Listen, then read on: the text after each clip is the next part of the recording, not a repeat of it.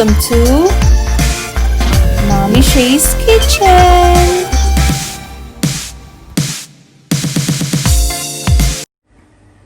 Magandang araw! Ngayon ay magluluto tayo ng creamy beef with mushroom.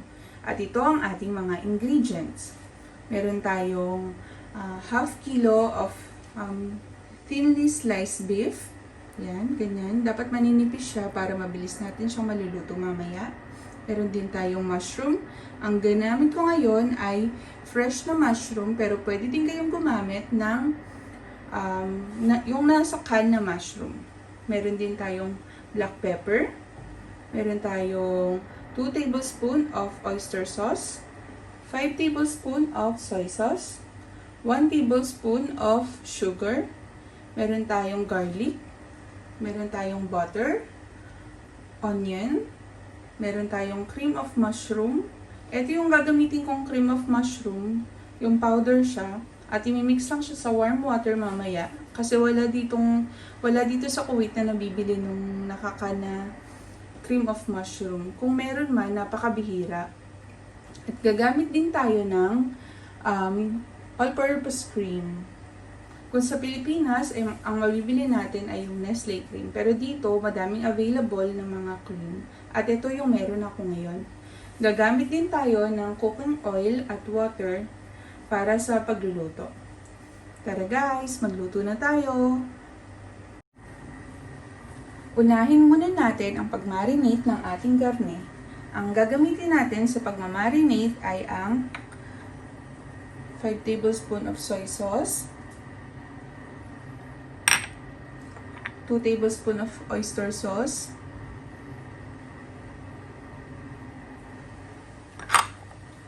1 tablespoon of sugar, at black pepper. Depende na yung black pepper sa panglasa nyo. Kung mahilig kayo sa black pepper, pwede nyo dagdagan. Pero kung hindi naman kayo mahilig masyado sa black pepper, pwede nyo ding bawasan. So, yun. Haluin lang natin siya at dapat naghugas kayo ng inyong kamay bago nyo haluin. Ayan. Pwede din kayo magsuot ng gloves kung hindi kayo komportabling maghalo ng mga raw meat gamit ang inyong kamay. Ayan. At kung nahalo nyo na siyang mabuti, i-cover nyo lang siya at i-marinate for 2 hours or more. Pero kung nagmamadali kayo at wala kayo masyadong oras, pwede nyo na din siyang lutuin right away. Yun. So magantay lang muna ako ng 2 oras bago ko siya lutuin.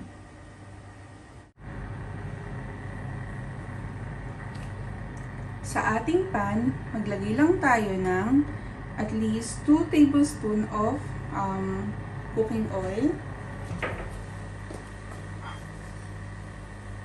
Pagkatapos, isunod na din natin agad yung ating butter.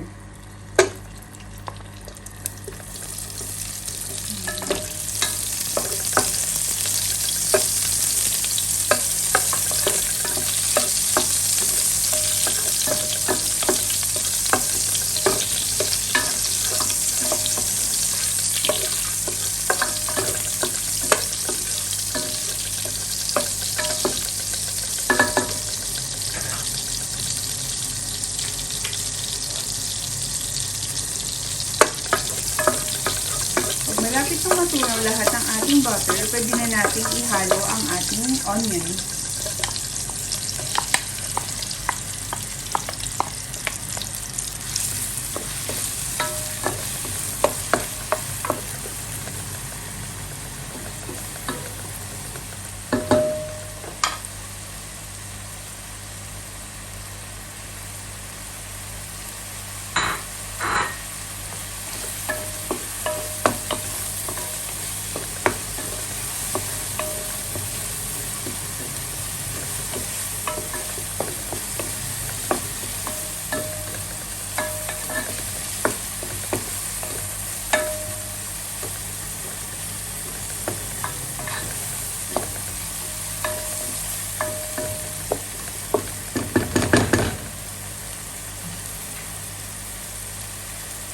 At pag halfway cook na ang ating onion, pwede na din natin ihalo ang ating garlic.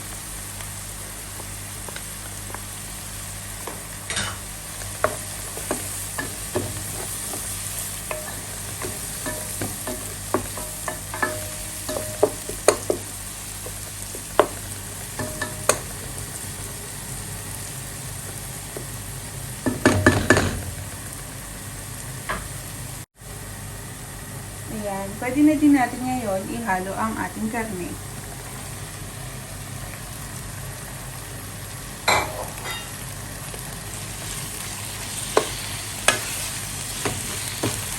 Haluin lang natin siya hanggang sa mag-brown siya. And then, pwede na tayong magdagdag ng tubig para sa pagpapalambot ng ating karne. Yung baka kasi usually, ito kasi yung ginamit ko, ano lang siya, hindi siya special cut of beef. So, parang regular beef meat lang siya. So, hindi siya ganun kalambot. Kaya medyo magtitip na tayo sa pagpapalambot nito. Usually, 1 hour na pagpapalambot, okay na yun. Pero maninipis din to, kaya siguro 45 minutes to 1 hour para makuha natin yung lambot na gusto natin. Pero from time to time, check nyo din yung karne nyo. Malay nyo, less than 45 minutes, makuha nyo na yung lambot na gusto nyo, then okay na. Pwede nyo nang ihalo yung the rest of the ingredients. Pero ako, gusto ko kasi yung karne ko, malambot talaga siya kasi meron kaming baby na hindi naman na siya baby. 2 years old na yung anak namin. Pag kasi matigas yung kami, hindi niya kinakain or niluluwa niya. So, I make sure na pagka yung mga karne na niluluto ko, malambot talaga siya. Para hindi siya mahirap kainin.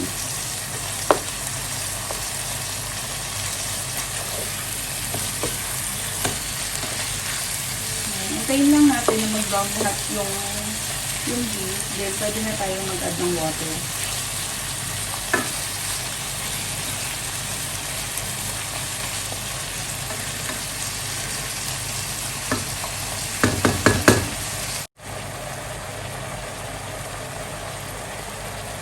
So, iyan, nag-brown na lahat ang ating karne. Ngayon, pwede na natin siyang dagdagan ng water para sa ating pagpapalambot.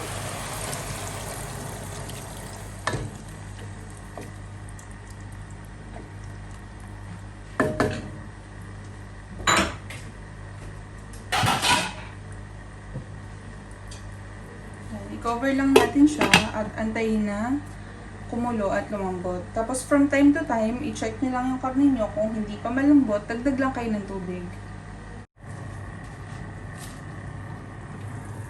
Ayan guys, bali 1 oras ko na siyang pinapakuluan. So, nakuha ko na yung 90% ng gusto kong lambot sa kanya. So, ngayon, ihahalo ko na yung ating mushroom. So, habang naluluto tong mushroom, aabot na yung 100% ng yung sa pinakagusto kong lambot ng karne. So, magkakasabay na sila ng luto. Sinama ko yung mushroom habang medyo madami pa yung sabaw. Kasi for sure, i-absorb lang yan ng mushroom. Tapos mamaya, makikita nyo na kukunti na lang tong sabaw. Then, that's the time na i-check natin kung need pa ba nating magdagdag ng water or enough na yung ihahalo nating cream of mushroom tsaka yung cream. So, yan. Antayin lang natin na maluto yung mushroom. At isasama na natin yung cream of mushroom soup at yung all-purpose cream.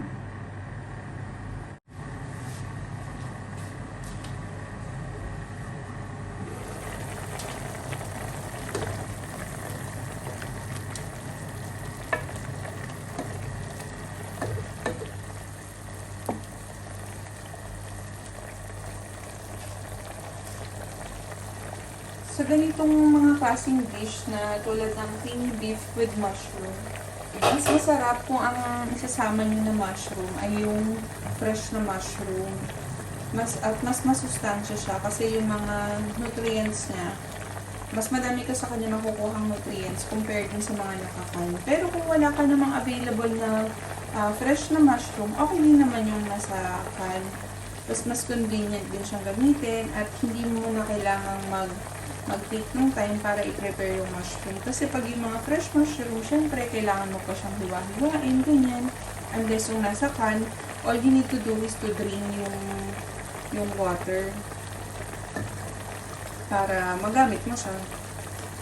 At saka kung minsan kasi, hindi naman parating may available na fresh na mushroom, lalo na sa sa Pilipinas. Hindi siya available parati sa mga market yung mga fresh na mushroom. Dito kasi sa Kuwait, everyday merong fresh mushroom kang mabibili sa mga supermarket or sa mga small grocery stores, ganyan. Kaya ayun, mas pinipili ko na lang din bilhin yung fresh na mushroom. Tsaka dito kasi, yung price ng fresh na mushroom at yung nasa can, hindi nagkakalayo yung presyo. So, I'd rather go with the fresh mushroom. Kasi yung anak namin, medyo mahilig siya sa gulay.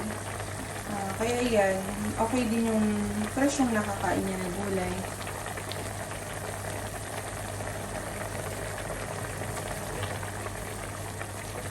Ngayon, pwede na natin isama yung cream of mushroom soup.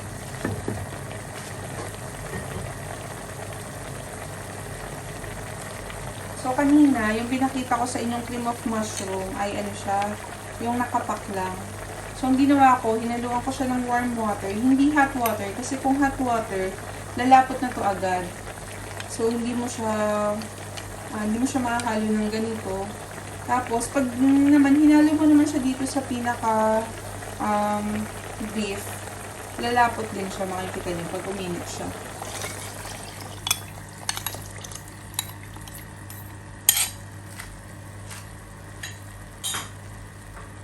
Ayan, konting halo-halo lang at pwede na din natin i-add yung ating all-purpose cream para mas creamy ang ating creamy beef with mushroom.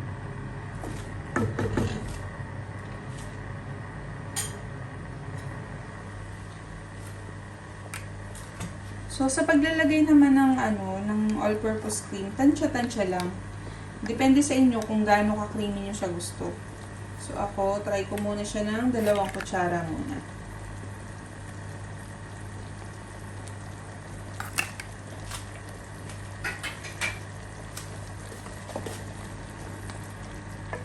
So, ayan guys, so nakikita nyo, lumalapot na yung pinaka-sabaw niya or yung pinaka-sauce niya. Kasi, yung pinaka-mushroom soup, siya yung nagpapalapot. So, ayan. Ang ganda na ng color niya, diba? Pero, feeling ko, pwede pa tayo mag-add ng isa pang kutsarang all-purpose cream para mas creamy siya. So, ayan. Nakakatakam na.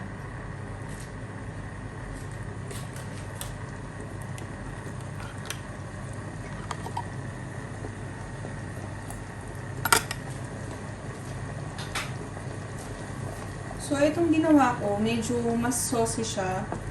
Kasi nga, meron kaming baby na mas need niya ng medyo mas masabaw or mas sauce na pagkain para sa kanyang, para mas madali niya makain yung pagkain. Pero kung kayo, kung mas prefer nyo na hindi ganito ko ka-saucy or kadami yung pinaka-soup niya or yung sabaw, pwede nyong i-simmer muna bago kayo mag-add ng cream of mushroom tsaka ng cream. And then, pag nakuha nyo na yung desired amount ng soup or ng pinaka-sauce niya, that's the time na i-add nyo yung cream of mushroom tsaka yung all-purpose cream. So, iyan. Antayin lang natin siya na kumulong mabuti.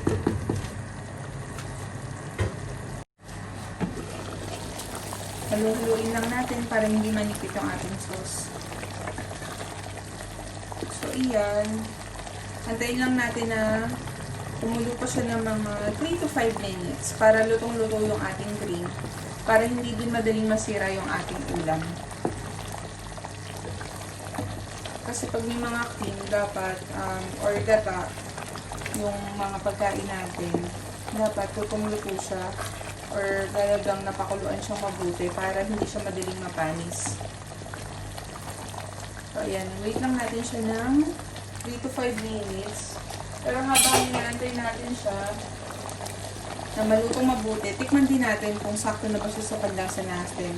At kung hindi pa, pwede kayo mag-adjust. Pwede kayo magdagdag ng toyo, or ng salt, or pepper. Depende sa inyong panlasa.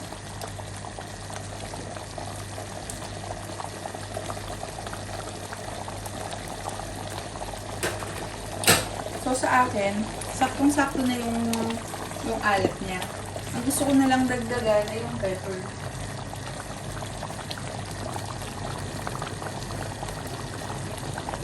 Kasi guys, di ba yung sa marination natin, meron na siyang soy sauce, oyster sauce. So, medyo may lasa na yun. Tapos, yung pinaka-cream of mushroom pa natin, nagdadagdag pa siya ng lasa at alat. Kasi medyo may alat talaga yung cream of mushroom. So ayun. Okay na siya sa akin. Mag-wait na lang ako ng 2 more minutes. And then, tapos na. Pwede na tayo mag-plating. Yan o, napakasarap. Napaka-creamy.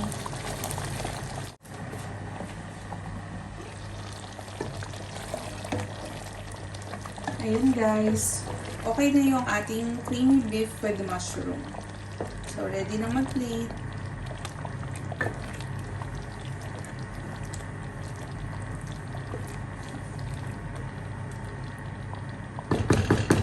Plating na tayo.